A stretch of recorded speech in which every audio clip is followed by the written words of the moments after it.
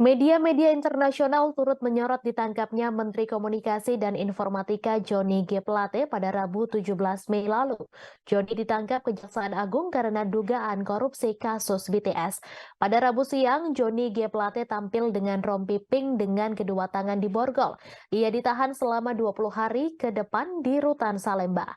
Ditangkapnya Johnny G. Plate menjadi salah satu topik pemberitaan di media Amerika Serikat Bloomberg dalam artikel Indonesian Tech Minister detained as a part of corruption case. Plate disebut ditangkap di hari yang sama ketika ia diperiksa.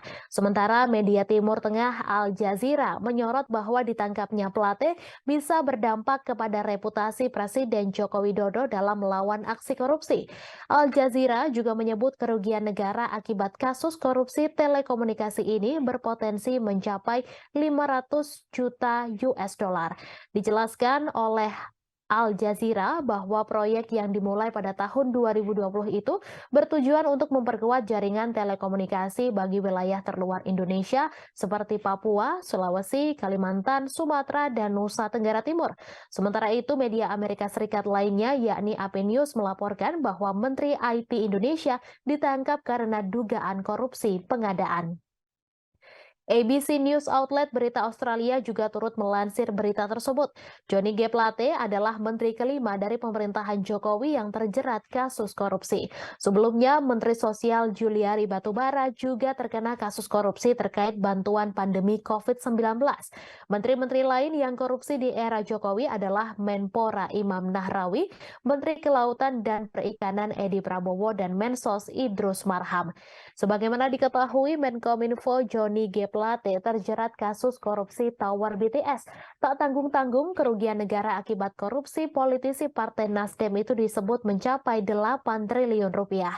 Kini sorotan kembali tertuju pada Johnny G. Plate yang tetap bisa menjadi caleg meski sudah berstatus tersangka. Ketua KPU RI Hashim Ashari mengatakan Menteri Komunikasi dan Informatika Johnny G. Plate masih bisa menjadi calon legislatif meskipun sudah ditetapkan sebagai tersangka kasus korupsi. Hashim mengatakan aturan tersebut tidak hanya berlaku untuk Johnny tetapi juga untuk semua caleg yang terkena masalah pidana dan berstatus tersangka.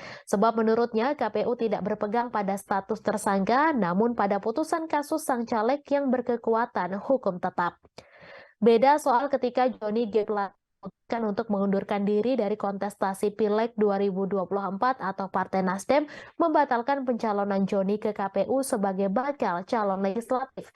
Hingga saat ini menurut Hashim, Nasdem belum memberikan informasi terkait pencalekan Johnny G. Plate setelah ditetapkan sebagai tersangka. Terima kasih sudah nonton.